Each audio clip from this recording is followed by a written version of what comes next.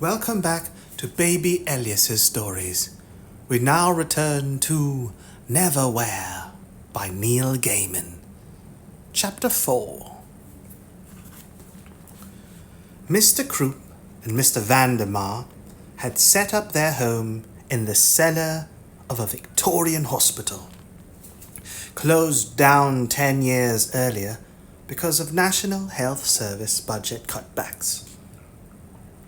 The property developers who had announced their intention of turning the hospital into an unparalleled block of unique luxury living accommodations had faded away as soon as the hospital had been closed, and so it stood there year after year, grey and empty and unwanted.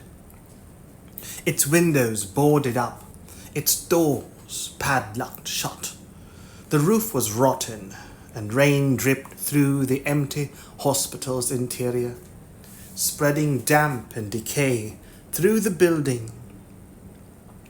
The hospital was ranged around a central well, which let in a certain amount of grey and unfriendly light.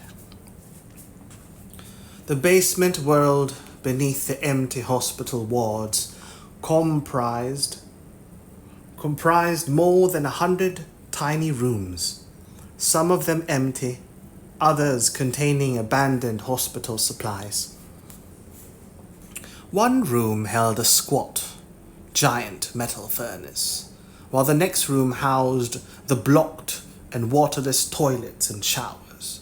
Most of the basement floors were covered with a thin layer of oily rainwater, which reflected the darkness and the decay back toward the rotting ceilings. If you were to walk down the hospital steps as far down as you could go, through the abandoned shower rooms, past the staff toilets, past a room filled with broken glass where the ceiling had collapsed entirely, leaving it open to the stairwell above, you would reach a small, rusting iron staircase from which the once white paint was peeling in long, damp strips. And if you went down the staircase and traversed the marshy place at the bottom of the steps and pushed your way through a half-decayed wooden door, you would find yourself in the sub-cellar, a huge room in which 120 years of hospital waste had accumulated, been abandoned, and eventually forgotten. And it was here that Mr. Croup and Mr. Vandemar had, for the present, made their home.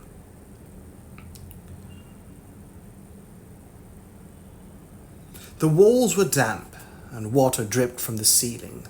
Odd things mouldered in corners. Some of them had once been alive.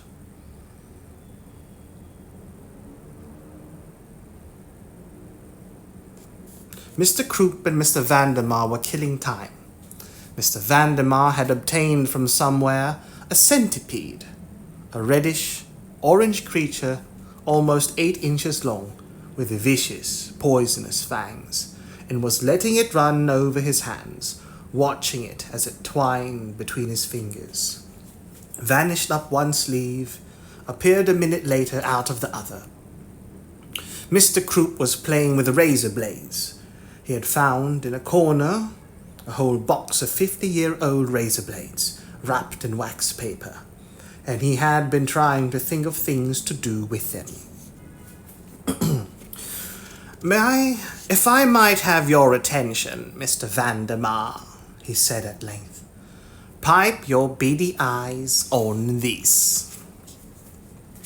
Mr. Vandemar held the centipede's head delicately between a huge thumb and a massive forefinger to stop it wriggling.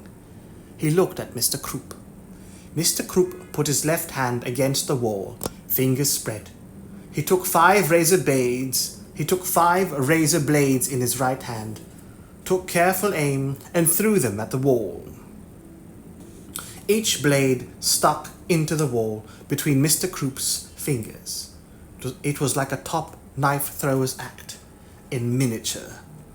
Mr. Croup took his hand away, leaving the blades in the wall, outlining the place his fingers had been, and he turned to his partner for approval. Mr. Vandermeer was unimpressed. "What's so clever about that, then?" he asked. "You didn't even hit one finger." Mr. Croup sighed. "I didn't," he said. "Well, slit my gullet, you're right. How could I have been such a ninny?" He pulled the razor blades out of the wall, one by one, and dropped them onto the wooden table. "Why don't you show me how it should have been done?" Mr. Vandermeer nodded. He put his centipede back into its empty marmalade jar. Then he put his left hand against the wall. He raised his right arm. His knife, wicked and sharp and perfectly weighted, was in his right hand. He narrowed his eyes, and he threw. The knife flew through the air and thudded into the damp plaster wall, blade first, the blade having first hit and penetrated the back of Mr. Vandermeer's hand on its way. A telephone began to ring. Mr. Vandermeer looked around at Croup, satisfied, his hand still pinned to the wall. "That's how it's done," he said. There was an old telephone in the corner of the room, an antique, two-part telephone, unused in the hospital since the 1920s, made of wood and bakelite. Mr. Croup picked up the earpiece, which was on a long cloth-wrapped cord, and spoke into the mouthpiece, which was attached to the base. "Croup and Vandermeer," he said smoothly. "The old firm, obstacles obliterated, nuisances eradicated, bothersome limbs removed, and tutelary dentistry." The person at the other end of the phone said something. Mr. Croup cringed. Mr. Vandermeer tugged at his left hand. It wasn't coming free. "Oh, yes, sir. Yes, indeed. And might I say how your telephonic confabulation brightens up and cheers our otherwise dreary and uneventful day?" Another pause. "Of course, I'll stop toadying and crawling. Delighted to. An honor, and what do we know? We know that." An interruption. He picked his nose reflectively, patiently. Then, "No, we don't know where she is at this precise moment, but we don't have to. She'll be at the market tonight, and—" His mouth tightened. "And we have no intention of violating their market truce, more of waiting till she has left the market and scrobbling her." He was silent then and listened, nodding from time to time. Mr. Vandermeer tried to pull the knife out of the wall with his free hand, but the knife was stuck quite fast. "That might be arranged, yes," said Mr. Croup into the mouthpiece. "I mean, it will be arranged, of course. Yes, I realize that. And, sir, perhaps we could talk about—" But the collar had hung up. Mr. Croup stared at the earpiece for a moment, then put it back on its hook. "You think you're so damn clever," he whispered. Then he noticed Mr. Vandermeer's predicament and said, "Stop that!" He leaned over, pulled the knife out of the wall and out of the back of Mr. Vandermeer's hand, and put it down on the table. Mr. Vandermeer shook his left hand and flexed the fingers, then wiped the fragments of damp plaster from his knife blade. "Who was that?" "Our employer," said Mr. Croup. "It seems the other one isn't going to work out. Not old enough. It's going to have to be the door female." "So we aren't allowed to kill her anymore?" "That, Mr. Vandermeer, would be about the short and the long of it, yes. Now it seems that little Miss Dore has announced that she shall be hiring a bodyguard at the market tonight." "So?" Mr. Vandermeer spat on the back of his hand, where the knife had gone in, and on the palm of his hand, where the knife had come out. He rubbed at the spit with a massive thumb. The flesh closed, knitted, was whole again. Mr. Croup picked up his old coat, heavy, black, and shining with age, from the floor. He put it on. "So, Mr. Vandermeer," he said, "shall we not also hire ourselves a bodyguard?" Mr. Vandermeer slid his knife back into the holster in his sleeve. He put his coat on as well, pushed his hands deep into the pockets, and was pleasantly surprised to find an almost untouched mouse in one pocket. Good. He was hungry.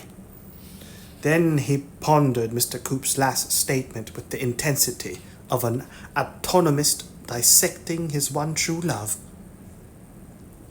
Then he pondered Mr. Croup's last statement with the intensity of an anatomist dissecting his one true love and realizing the flaw in his partner's logic. Mr. Vandermeer said, "We don't need a bodyguard, Mr. Croup. We hurt people. We don't get hurt." Mr. Croup turned out the lights. "Oh, Mr. Vandermeer," he said, enjoying the sound of the words, as he enjoyed the sound of all words. "If you cut us, do we not bleed?" Mr. Vandermeer pondered this for a moment in the dark. Then he said, with perfect accuracy, "No." "A spy from the upworld," said the Lord Rat Speaker. "Heh, I should slit you from gullet to gizzard and tell fortunes with your guts." "Look," said Richard, his back against the wall, with the glass dagger pressed against his Adam's apple. "I think you're making a bit of a mistake here. My name is Richard Mayhew. I can prove who I am. I've got my library cards, credit cards, things," he added desperately. At the opposite end of the hall, Richard noticed, with the dispassionate clarity that comes when a lunatic is about to slit your throat with a piece of broken glass, people were throwing themselves to the ground, bowing low, and remaining on the floor. A small black shape was coming toward them along the ground. "I think a moment's reflection might prove that we're all being very silly," said Richard. He had no idea what the words meant, just that they were coming out of his mouth, and that as long as he was talking, he was not dead. "Now, why don't you put that away and... Excuse me, that's my bag." This last to a thin, bedraggled girl. This last to a thin, bedraggled girl in her late teens who had taken Richard's bag and was roughly tipping his possessions out onto the ground. The people in the hall continued to bow and to stay bowed as the small shape came closer. It reached the group of people around Richard, although not one of them noticed it. They were all looking at Richard. It was a rat, which looked up at Richard curiously. He had the bizarre and momentary impression that it winked one of its little black oil drop eyes at him. Then it chittered loudly. The man with the glass dagger threw himself on his knees. So did the people gathered around them. So too, after a moment's hesitation and a little more awkwardly, did the homeless man, the one they had called Iliaster. In a moment, Richard was the only one standing. The thin girl tugged at his elbow, and he too went down on one knee. Lord Rat Speaker bowed so low that his long hair brushed the ground, and he chittered back at the rat, wrinkling his nose, showing his teeth, squeaking and hissing, for all the world like an enormous rat himself. "Look, can anybody tell me?" muttered Richard. "Quiet," said the thin girl.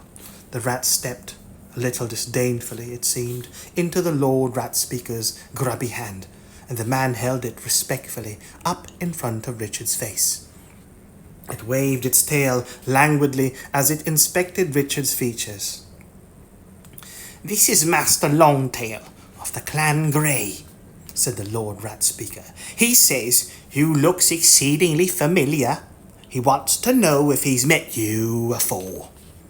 Richard looked at the rat. The rat looked at Richard. "I suppose it's possible," he admitted. "He says he was discharging an obligation to the Marquis de Carabas." Richard stared at the animal more closely. "It's that rat? Yes, we've met. Actually, I threw the TV remote control at it." Some of the people standing around looked shocked. The thin girl actually squeaked. Richard hardly noticed them. At least something was familiar in this madness. "Hello, Ratty," he said. "Good to see you again. Do you know where Dor is?" "Ratty?" said the girl in something between a squeak and a horrified swallow. She had a large water-stained red button pinned to her ragged clothes, the kind that comes attached to birthday cards. It said in yellow letters, 1 a.m. 11. Lord Rat Speaker waved his glass dagger admonishingly at Richard. "You must not address Master Longtail, save through me," he said. The rat squeaked an order. The man's face fell. Him? He said, looking at Richard disdainfully. "Look, I can't spare a soul. How about if I simply slice his throat and send him down to the sewer folk?" The rat chittered once more, decisively, then leapt from the man's shoulder onto the ground and vanished into one of the many holes that lined the walls. The Lord Rat Speaker stood up. 100 eyes were fixed on him. He turned back to the hall and looked at his subjects, crouched beside their greasy fires. "I don't know what you lot are all looking at," he shouted. "Who's turning the spits, eh? You want the grub to burn? There's nothing to see. Go on, get away with the lot of you." Richard stood up nervously. His left leg had gotten numb, and he rubbed life into it as it prickled with pins and needles. Lord Rat Speaker looked at Illiester. "He's got to be taken to the market. Master Longtail's orders." Illiester shook his head and spat onto the ground. "Well, I'm not taking him," he said. "More than my life's worth, that journey. You rat speakers have always been good to me, but I can't go back there. You know that." The Lord Rat Speaker nodded. He put his dagger away in the furs of his robe. Then he smiled at Richard with yellow teeth. "You don't know how lucky you were just then," he said. "Yes, I do," said Richard. "I really do." "No," said the man, "you don't. You really don't." And he shook his head and said to himself, marveling, "Ratty." The Lord Rat Speaker took Illiester by the arm, and the two of them walked a little way out of earshot and began to talk, darting looks back at Richard as they did so. The thin girl was gulping down one of Richard's bananas in what was, Richard reflected, the least erotic display of banana eating he had ever seen. "You know, that was going to be my breakfast," said Richard. She looked up at him guiltily.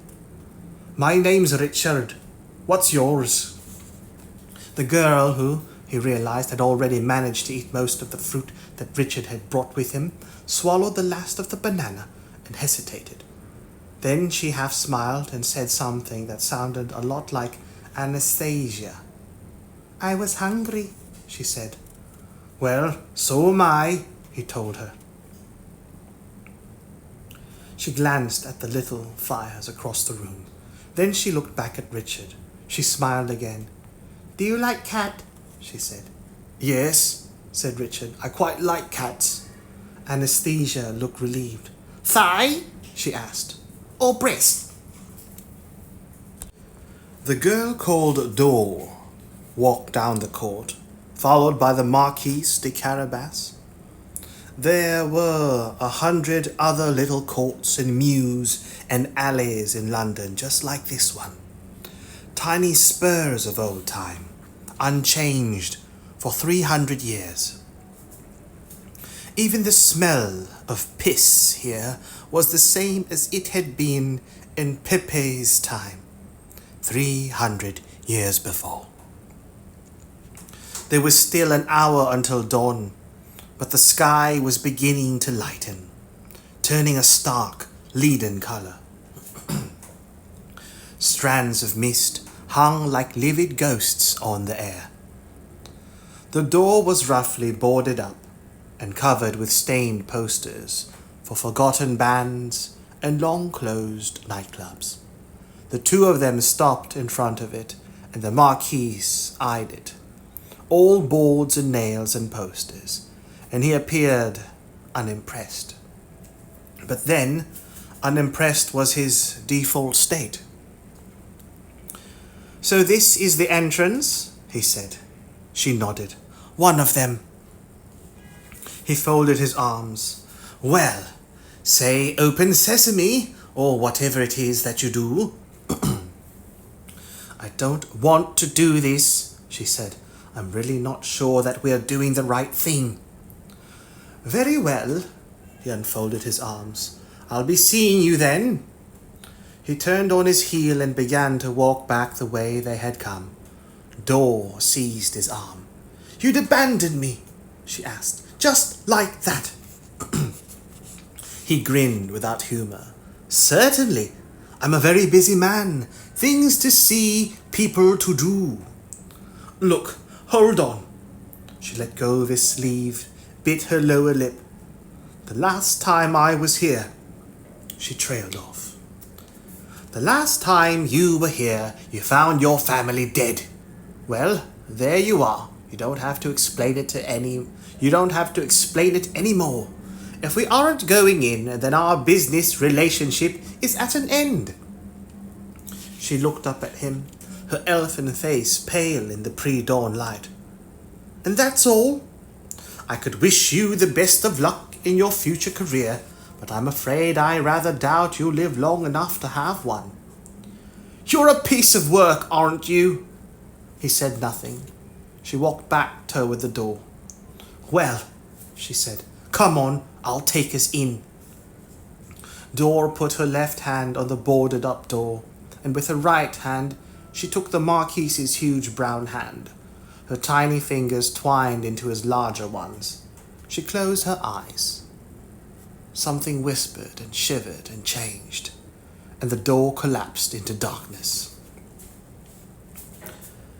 The memory was fresh, only a few days old. Dor moved through the house without doors calling. "I'm home," and "Hello." She slipped from the anteroom to the dining room, to the library, to the drawing room. No one answered. She moved to another room. The swimming pool was an indoor Victorian structure, constructed of marble and of cast iron. Her father had found it when he was younger, abandoned and about to be demolished, and he had woven it into the fabric of the house without doors.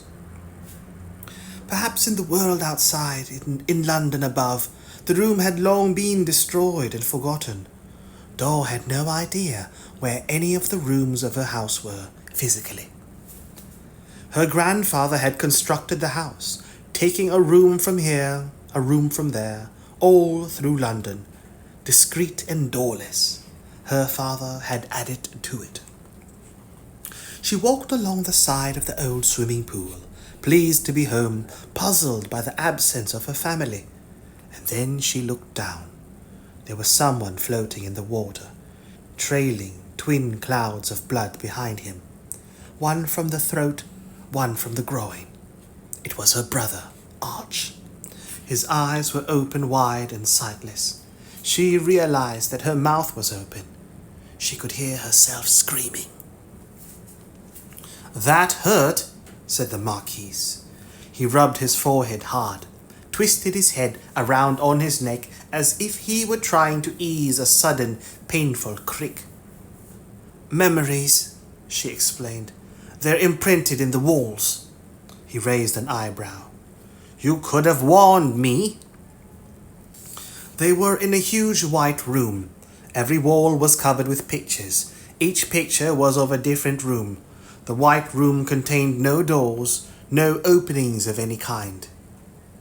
"Interesting decor," acknowledged the Marquise. "This is the entrance hall. We can go from here to any room in the house. They are all linked." "Where are the other rooms located?" She shook her head. "I don't know. Miles away, probably. They are scattered all over the underside." The Marquise had managed to cover the whole room in a series of impatient strides. "Quite remarkable. An associative house, every room of which is located somewhere else. So imaginative. Your grandfather was a man of vision, Dor." "I never knew him," she swallowed, then continued, talking to herself as much as to him. "We should have been safe here. Nobody should have been able to hurt us. Only my family could move around it." "Let's hope your father's journal gives us some clues," he said. "Where do we start looking?" Dor shrugged. "You're certain he kept a journal?" he pressed. She nodded. He used to go into his study and private the links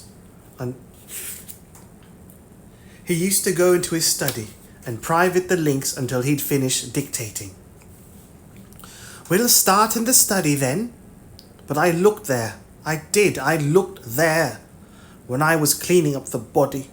And she began to cry, in low, raging sobs that sounded like they were being tugged from inside her. There, said the Marquise de Carabas, awkwardly, patting her shoulder, and he added, for good measure, "There." He did not comfort well. Dor's odd-coloured eyes were filled with tears. Can you just give me a sec? I'll be fine." He nodded and walked to the far end of the room. When he looked back, she was still standing there, on her own, silhouetted in the white entrance chamber, filled with pictures of rooms, and she was hugging herself and shuddering and crying, like a little girl. Richard was still upset about the loss of his bag. The Lord Rat Speaker remained unmoved. He stated boldly that the rat, Master Longtail, had said nothing at all about returning Richard's things, just that he was to be taken to market. Then he told Anastasia that she was taking the upper worlder to the market, and that, yes, it was an order, and to stop snivelling and to get a move on. He told Richard that if he, Lord Rat Speaker, ever saw him, Richard, again, then he, Richard, would be in a great deal of trouble. He reiterated that Richard did not know how lucky he was, and, ignoring Richard's requests that he return Richard's staff, or at least the wallet, he led them to a door and locked it behind them.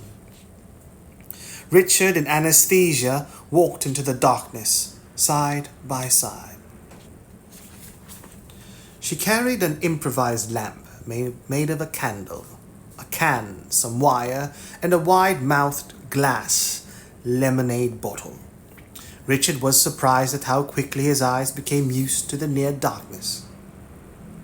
They seemed to be walking through a succession of underground vaults and storage cellars. Sometimes, he thought, he could see movement in far corners of the vaults, but whether human or rat or something else altogether, it was always gone by the time they reached the place it had been.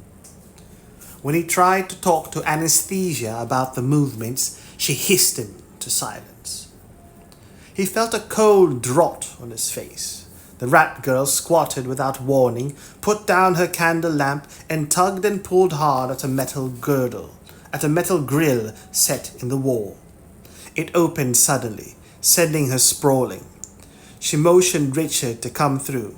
He crouched, edged through the hole in the wall. After about a foot, the floor stopped completely. "Excuse me," whispered Richard. "There's a hole here." It's not a big drop, she told him. Go on. She shut the grill behind her. She was now uncomfortably close to Richard. Here, she said.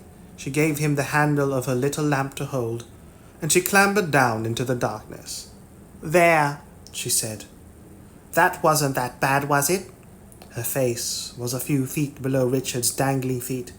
Here, pass me the lamp. He lowered it down to her. She had to jump to take it from him.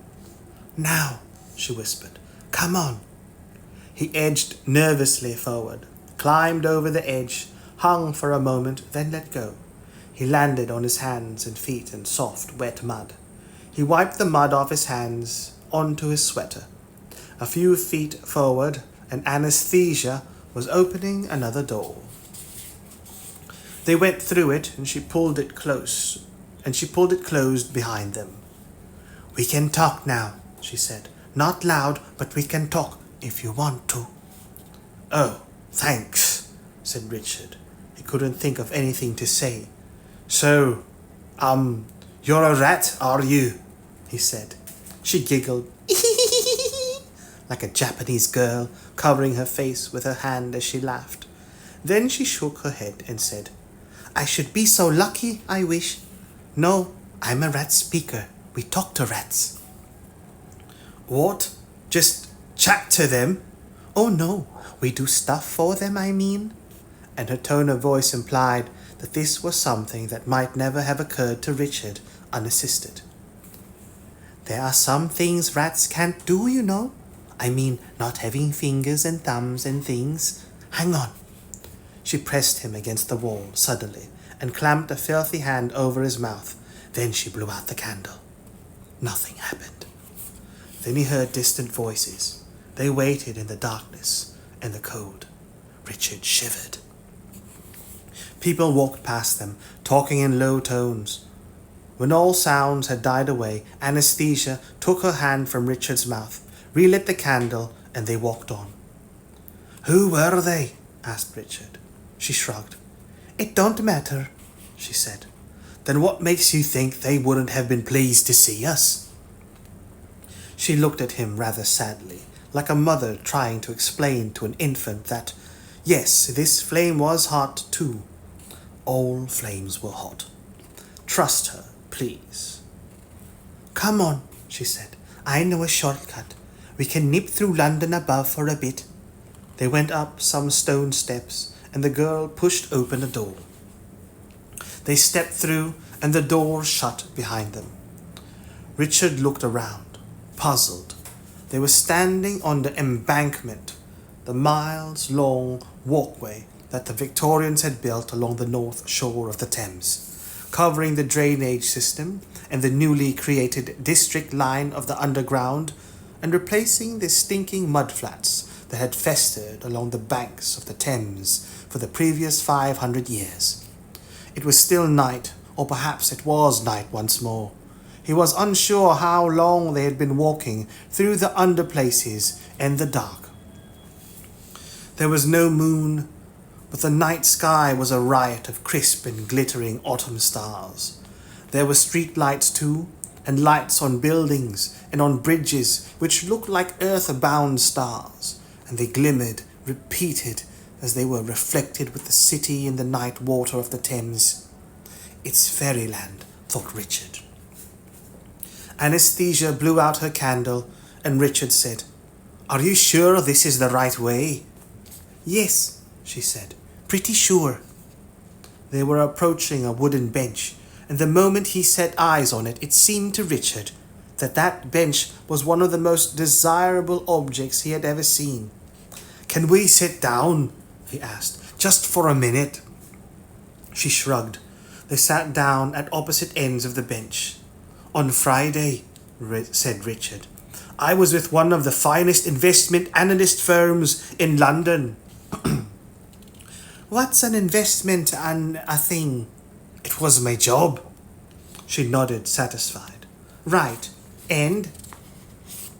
Just reminding myself, really. Yesterday, it was like I didn't exist anymore to anybody up here. That's 'cause you don't, explained Anastasia. A late-night couple who had been slowly walking along the embankment toward them holding hands sat down in the middle of the bench between Richard and Anastasia and commenced to kiss each other passionately. "Excuse me," said Richard to them. The man had his hand inside the woman's sweater and was moving it around enthusiastically. A lone traveler discovering an unexplored continent. "I want my life back," Richard told the couple. "I love you," said the man to the woman. "But your wife," she said, licking the side of his face. "Fuck her," said the wife. "Don't wanna fuck her," said the woman, and she giggled drunkenly. "Wanna fuck you." She put a hand on his crotch and giggled some more. "Come on," said Richard to Anastasia, feeling that the bench had started to become a less desirable neighborhood. They got up and walked away. Anastasia peered back curiously at the couple on the bench, who were gradually becoming more horizontal. Richard said nothing. "Something wrong?" asked Anastasia. "Only everything," said Richard.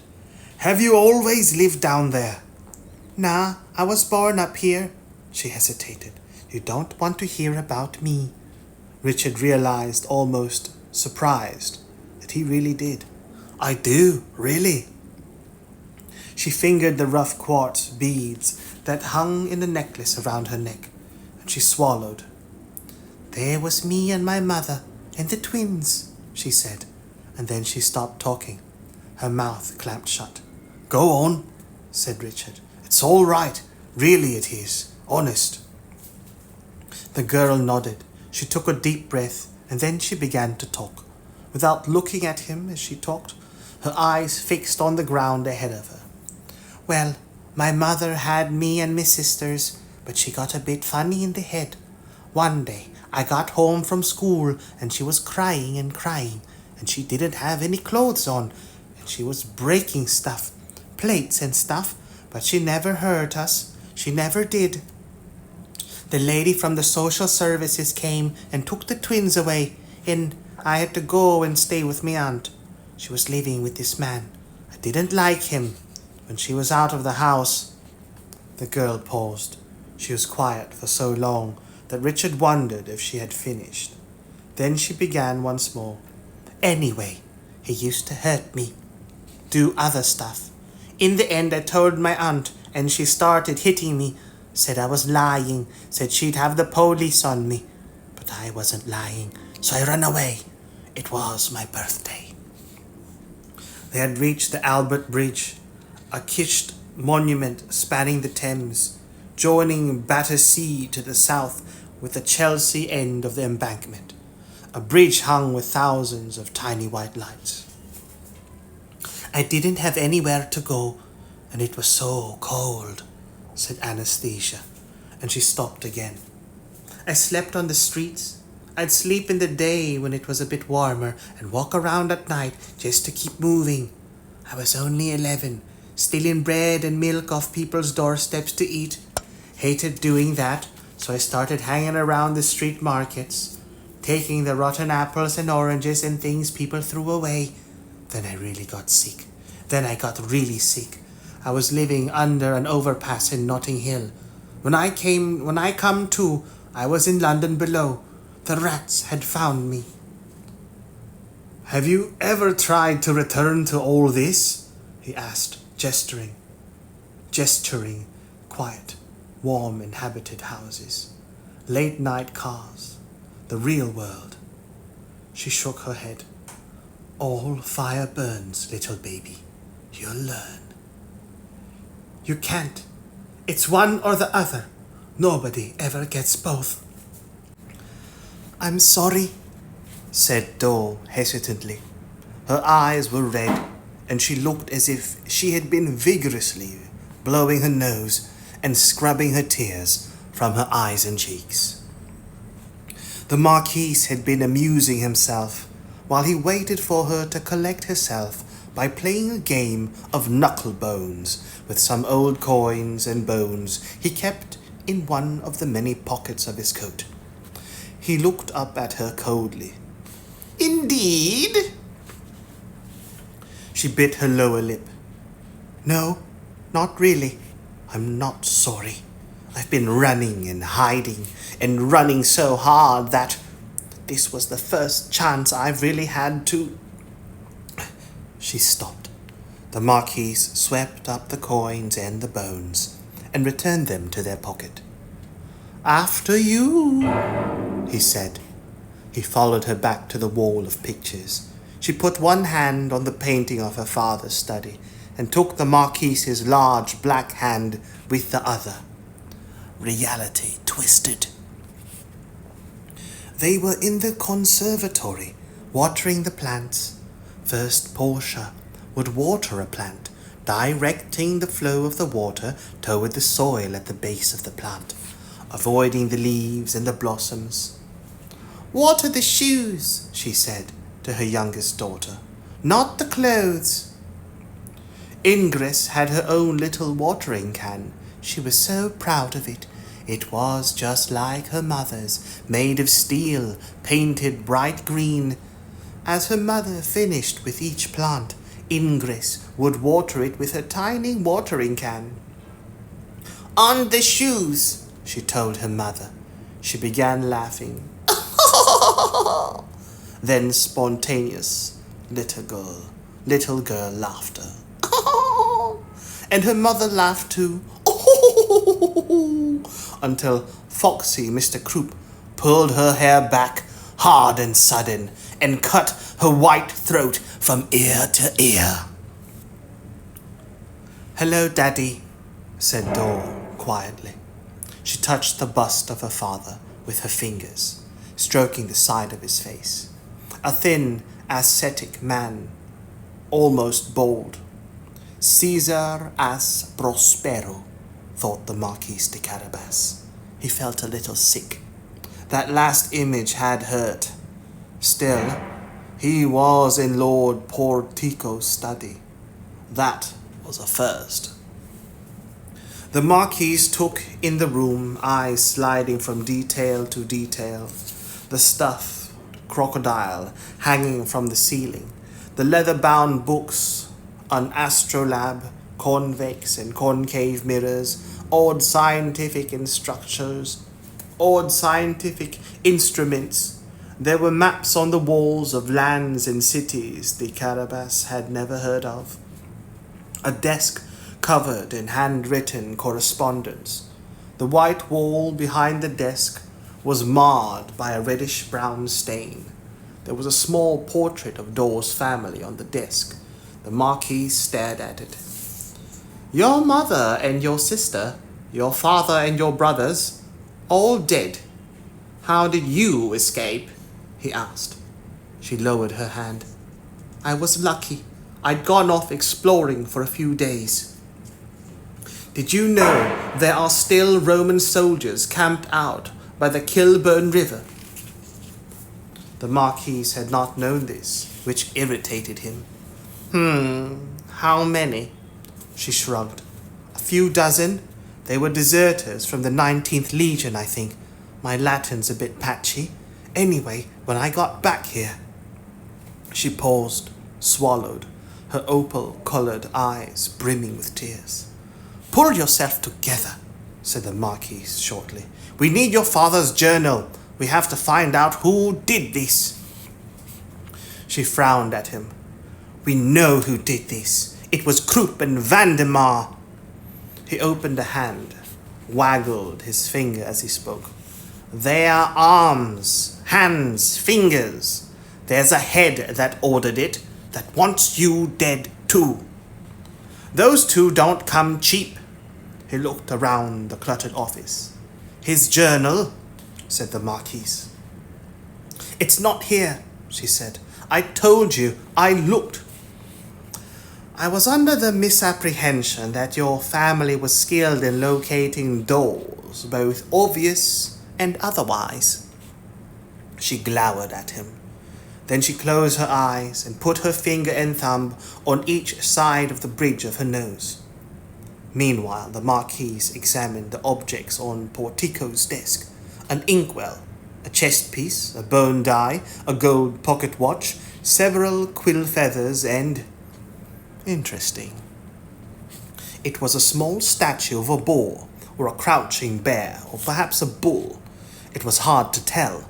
It was the size of a large chess piece, and it had been roughly carved out of black obsidian.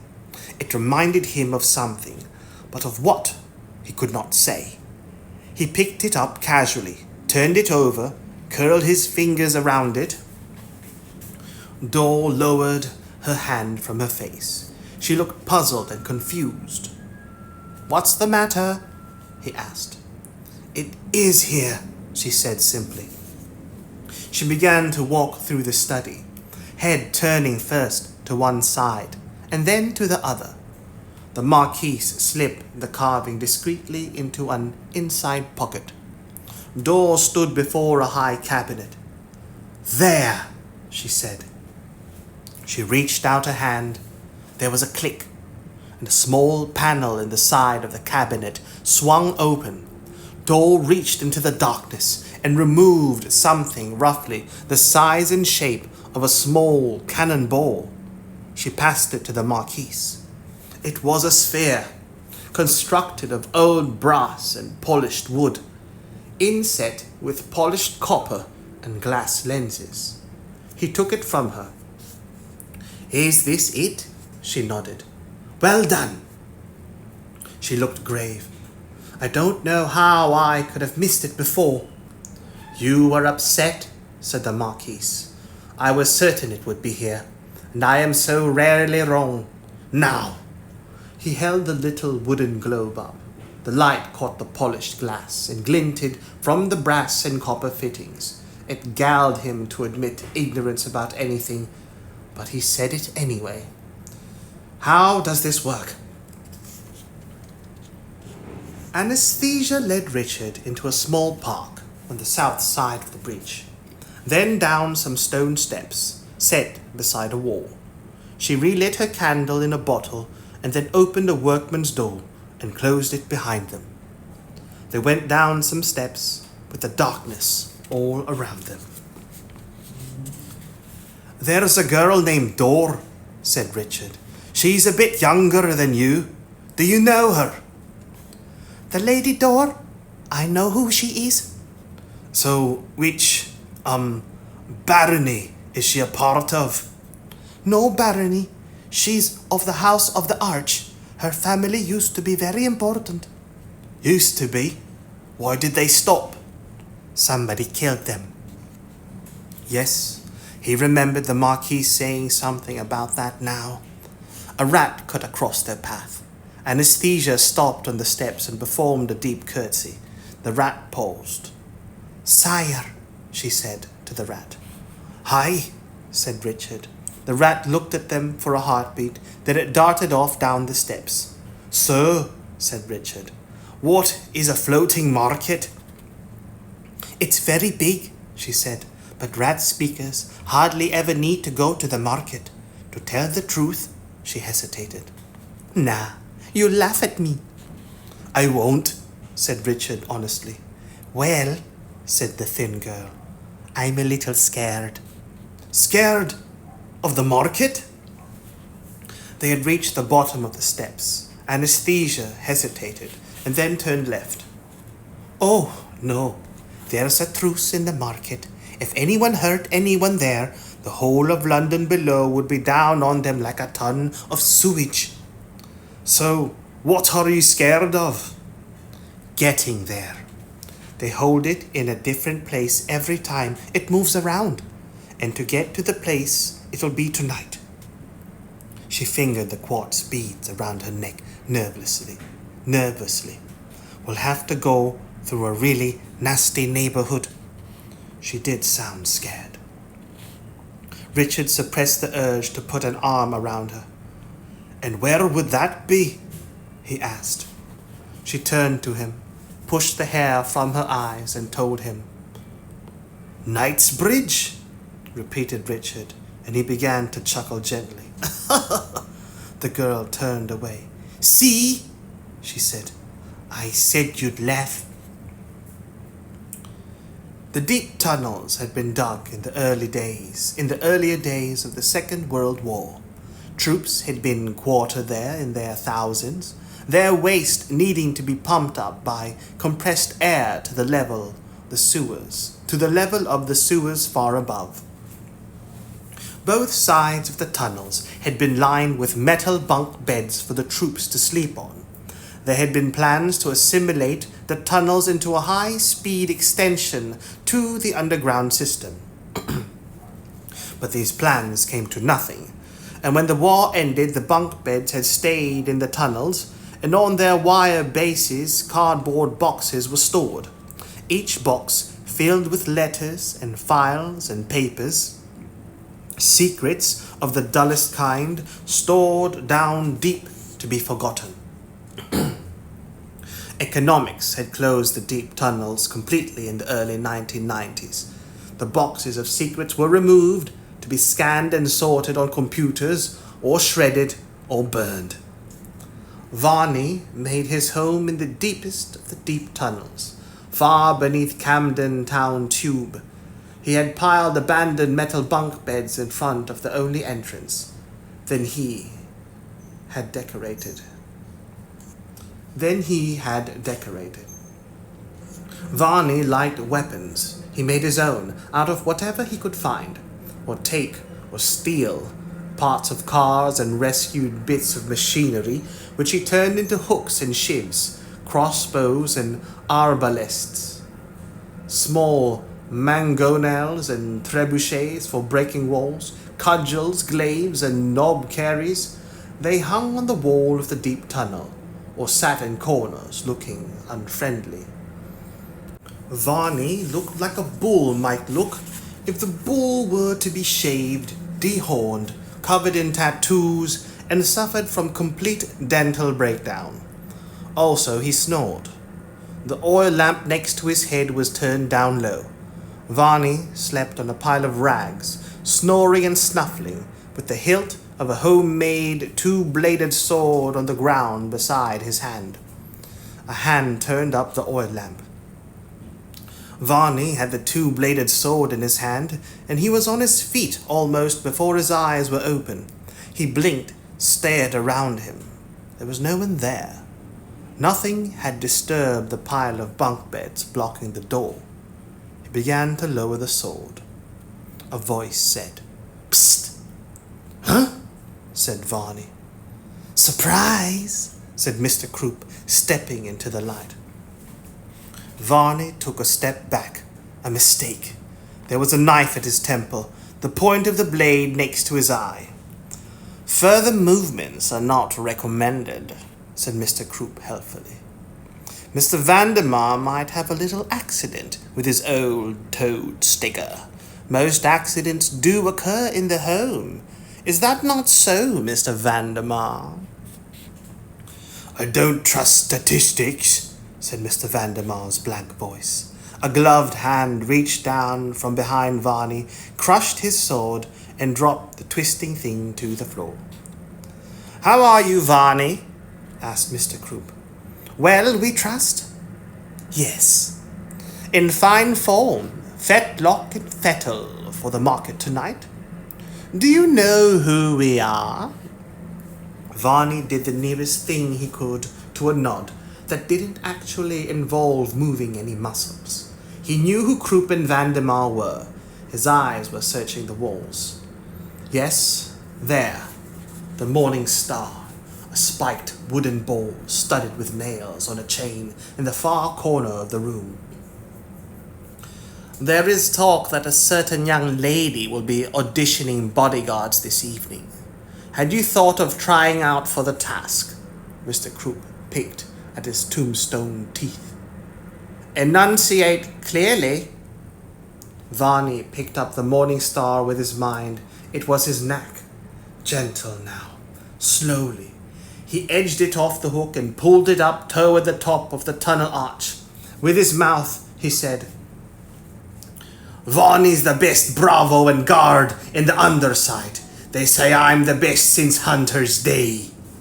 Varney mentally positioned the Morning Star in the shadows above and behind Mr. Croup's head. He would crush Croup's skull first, then he'd take Vandemar. The morning star plunged toward Mr. Croup's head. Varney flung himself down, away from the knife blade at his eye. Mr. Croup did not look up. He did not turn. He simply moved his head obscenely fast, and the morning star crushed past him into the floor, where it threw up chips of brick and concrete. Mr. Vandermeer picked Varney up with one hand. "Hurt him?" he asked his partner. Mr. Croup shook his head. "Not yet." To Varney, he said, "Not bad.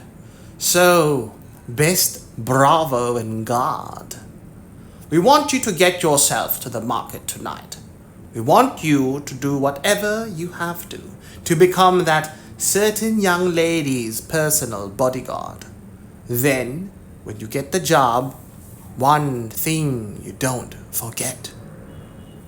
You may guard her from the rest of the world, but when we want her, we take her. Got it?" Varney ran his tongue over the wreck of his teeth. "Are you bribing me?" he asked. Mr. Vandermeer had picked up the morning star. He was pulling the chain apart with his free hand, link by link, and dropping the bits of twisted metal onto the floor. Chink. "No," said Mr. Vandermeer. "Chink. We're intimidating you. Chink. And if you don't do what Mr. Croup says, we're, chink, hurting you. Chink. Very badly before we're, chink, killing you." "Ah," said Varney. "Then I'm working for you, aren't I?" "Yes, you are," said Mr. Croup. "I'm afraid we don't have any redeeming features." "That doesn't bother me," said Varney. "Good," said Mr. Croup. "Welcome aboard." It was a large but elegant mechanism, built of polished walnut and oak, of brass and glass, copper and mirrors, and carved and inlaid ivory, of quartz prisms and brass gears, and springs and cogs. The whole thing was rather larger than a wide-screen television, although the actual screen itself was no more than 6 inches across. A magnifying lens placed across it increased the size of the picture. There was a large brass horn coming out of the side, the kind you could find on an antique gramophone. The whole mechanism looked rather like a combined television and video player might look if it had been invented and built 300 years ago by Sir Isaac Newton, which was, more or less, exactly what it was. "Watch," said Dor. She placed the wooden ball onto the platform. Lights shone through the machine and into the ball. It began to spin around and around. A partition face appeared on the small screen, vividly colored. Slightly out of time, a voice came from the horn, crackling in mid-speech. "That 2 cities should be so near," said the voice, "and yet in all things so far, the possessors above us and the dispossessed. We who live below and between, who live in the cracks." Dor stared at the screen, her face unreadable. "Still," said her father, "I am of the opinion that what cripples us, who inhabit the underside, is our petty factionalism. The system of baronies and fiefdoms is both divisive and foolish." The Lord Portico was wearing a threadbare old smoking jacket and a skull cap. His voice seemed to be coming to them across the centuries, not days or weeks. He coughed. "I am not alone in this belief. There are those who wish to see things the way they are. There are others who want the situation to worsen. There are those—" "Can you speed it up?" said the Marquise. "Find the last entry." Dor nodded. She touched an ivory lever at the side. The image ghosted, fragmented, reformed. Now Portico wore a long coat. His skull cap was gone. There was a scarlet gash down one side of his head. He was no longer sitting at his desk. He was talking urgently, quietly. I do not know who will see this, who will find this, but whoever you are, please take this to my daughter, the Lady Door, if she lives. A static burst wiped across the picture, and the sound then. Door. Girl, this is bad. I don't know how long I've got before they find this room. I think my poor Portia and your brother and sister are dead. The sound and picture quality began to degrade. The Marquise glanced at Dor. Her face was wet. Tears were brimming from her eyes, glistening down her cheeks. She seemed unaware that she was crying, made no attempt to wipe away the tears. She just stared at her father's image, listened to his words. Crackle, wipe, crackle. Listen to me, girl, said her dead father. Go to Islington. You can trust Islington.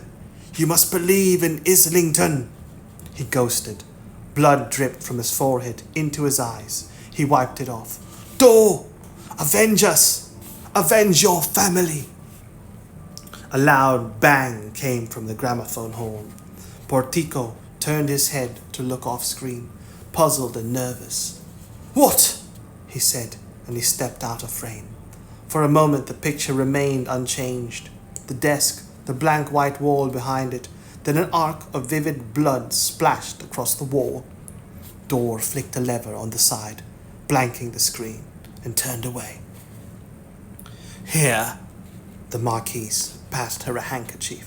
Thanks. She wiped her face, blew her nose vigorously. Then she stared into space. Eventually she said, Islington. I've never had any dealings with Islington, said the Marquise. I thought it was just a legend, she said. Not at all. He reached across the desk, picked up the gold pocket watch, thumbed it open. Nice workmanship, he observed. She nodded. It was my father's. He closed the cover with a click. Time to go to market. It starts soon. Mr. Time is not our friend. She blew her nose once more, put her hands deep into the pockets of her leather jacket. Then she turned to him, elfin face frowning, odd-colored eyes bright.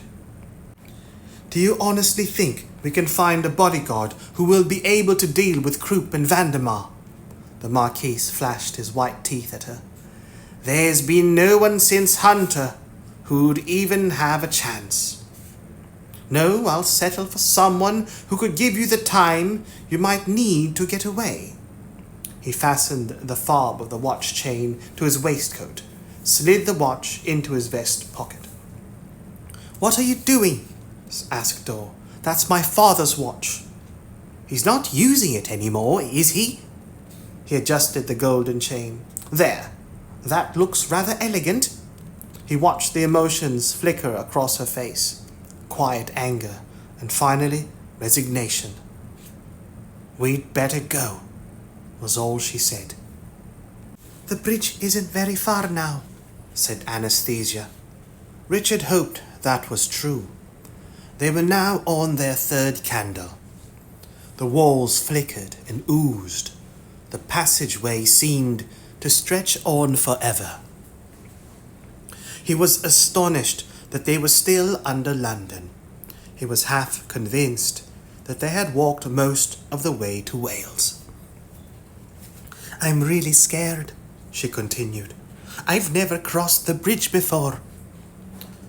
I thought you said you've been to this market already, he asked, mystified. It's the floating market, silly. I told you already. It moves different places.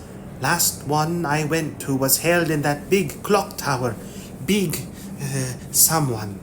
And the next was Big Ben, he suggested. Maybe. We were inside where all the big wheels went around, and that was where I got this. She held up her necklace. The candlelight glimmered yellow off the shiny quartz. She smiled like a child. Do you like it? She asked. It's great. Was it expensive? I swapped some stuff for it. That's how things work down here. We swap stuff. And then they turned a corner and saw the bridge. It could have been one of the bridges over the Thames 500 years ago, thought Richard. A huge stone bridge spanning out over a vast black chasm into the night. But there was no sky above it, no water below. It rose into darkness. Richard wondered who had built it and when. He wondered how something like this could exist beneath the city of London without everyone knowing. He felt a sinking feeling in the pit of his stomach.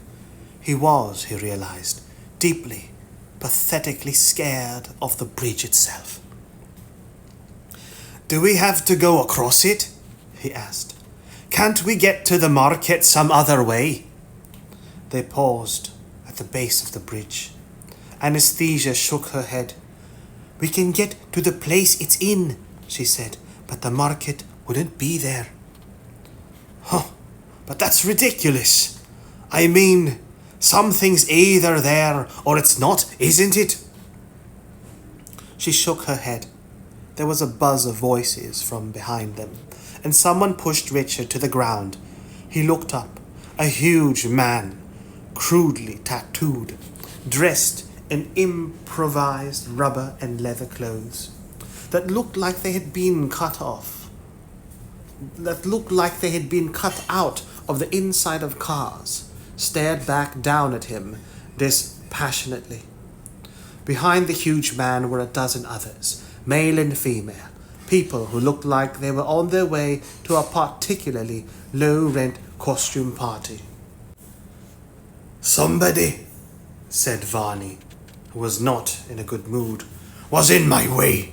Somebody ought to watch where he's going."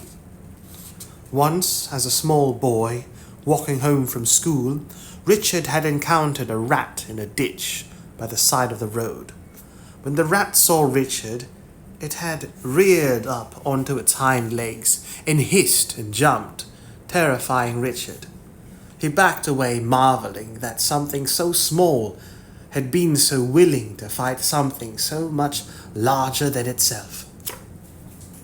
Now Anastasia stepped between Richard and Varney.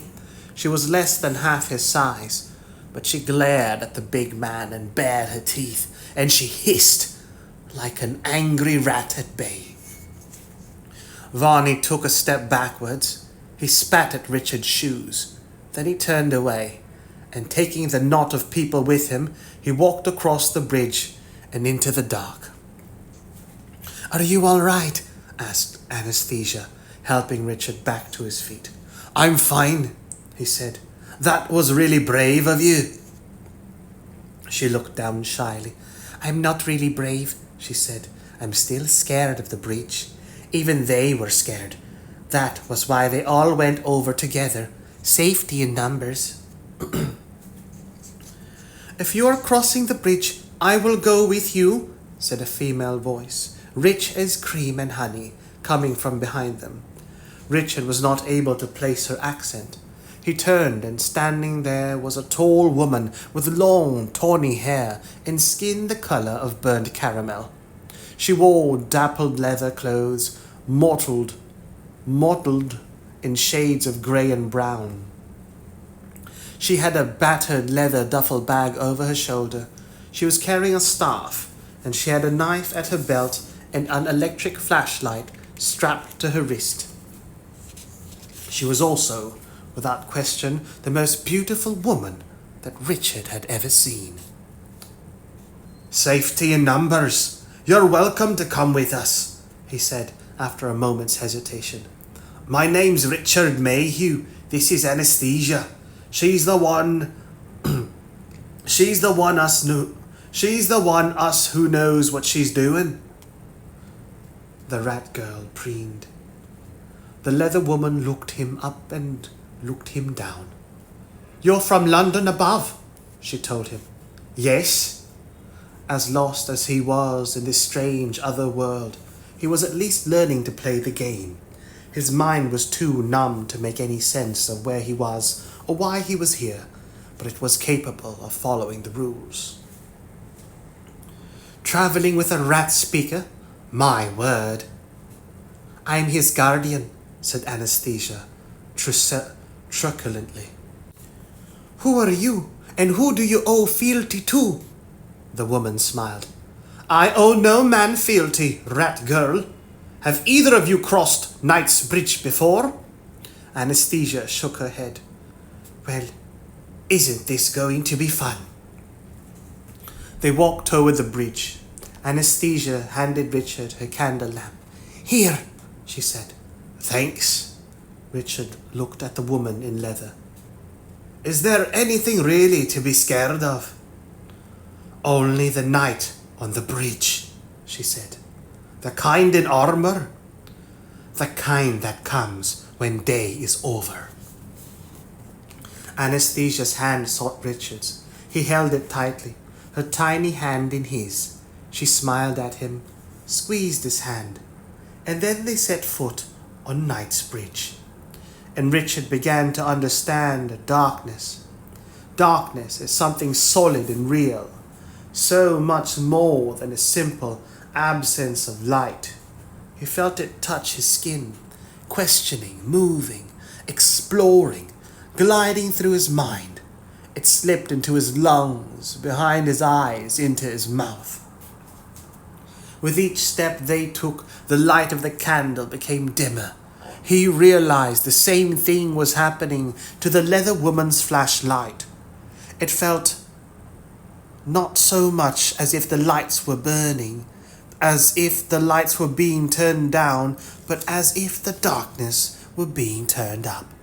Richard blinked and opened his eyes on nothing. Nothing but darkness, complete and utter. Sounds, a rustling, a squirming. Richard blinked, blinded by the night. The sounds were nastier, hungrier.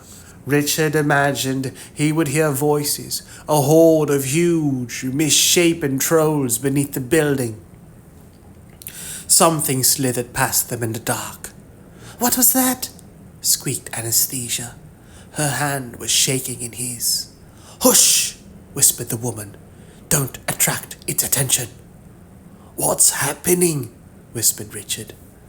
Darkness is happening, said the leather woman very quietly. Night is happening. All the nightmares that have come out when the sun goes down since the cave times, when we huddled together in fear for safety and for warmth, are happening. Now, she told them, now is the time to be afraid of the dark. Richard knew that something was about to creep over his face. He closed his eyes. It made no difference to what he saw or felt. The night was complete. It was then that the hallucination started. He saw a figure falling toward him through the night, burning, its wings and hair on fire. He threw up his hands. There was nothing there. Jessica looked at him with contempt eyes. He wanted to shout to her, tell her he was sorry. Place one foot after another. He was a small child, walking home from school at night, down the one road with no streetlights. No matter how many times he did it, it never got any easier, never got any better. He was deep in the sewers, lost in a labyrinth. The beast was waiting for him. He could hear a slow drip of water. He knew the beast was waiting. He gripped his spear. Then a rumbling below, deep in its throat. From behind him he turned, slowly, agonizingly slowly. It charged at him, through the dark, and it charged. He died. And kept walking. Slowly, agonizingly slowly, it charged at him, over and over through the dark. There was a sputter, and a flare so bright it hurt, making Richard squint and stagger. It was the candle flame in its lemonade bottle holder. He had never known how brightly a single candle could burn. He held it up, gasping and gulping and shaking with relief. His heart was pounding and shuddering in his chest. "We would appear to have crossed successfully," said the leather woman. Richard's heart was pounding in his chest so hard that for a few moments he was unable to talk. He forced himself to breathe slowly, to calm down. They were in a large anteroom. They were in a large anteroom, exactly like the one on the other side. In fact, Richard had the strange feeling that it was the same room they had just left. Yet the shadows were deeper, and there were after images floating before Richard's eyes, like those one saw after a camera flash. "I suppose," Richard said, haltingly, "we weren't in any real danger. It was like a haunted house, a few noises in the dark, and your imagination does the rest. There wasn't really anything to be scared of, was there?" The woman looked at him almost pityingly, and Richard realized that there was nobody holding his hand. "Anesthesia!" From the darkness at the crown of the bridge came a gentle noise, like a rustle or a sigh. A handful of irregular quartz beads pattered down the curve of the bridge toward them. Richard picked one up. It was from the rat girl's necklace. His mouth opened, but no sound came out. Then he found his voice. "We'd better. We have to go back. She's..." The woman raised her flashlight, shone it across the bridge. Richard could see all the way across the bridge. It was deserted. "Where is she?" he asked. "Gone," said the woman flatly. "The darkness took her." "We've got to do something," said Richard urgently. "Such as?" Once again he opened his mouth. This time he found no words. He closed it again. He fingered the lump of quartz, looked at the others on the ground. "She's gone," said the woman. "The bridge takes its toll. Be grateful it didn't take you too. Now if you're going to the market, it's through here, up this way." She gestured toward a narrow passageway that rose up into the dimness in front of them, barely illuminated by the beam of a flashlight. Richard did not move. He felt numb. He found it hard to believe that the rat girl was gone, lost, or stolen, or strayed, and harder to believe that the leather woman was able to carry on as if nothing at all out of the ordinary had happened, as if this were utterly usual. Anesthesia could not be dead. He completed the thought. She could not be dead, because if she were, then it was his fault. She had not asked to go with him. He held the quartz bead so tightly it hurt his hand, thinking of the pride with which anesthesia had shown it to him, of how fond he had become of her in the handful of hours that he had known her. "Are you coming?" Richard stood there in the darkness for a few pounding heartbeats. Then he placed the quartz bead gently into the pocket of his jeans. He followed the woman, who was still some paces ahead of him. As he followed her, he realized that he still did not know her name.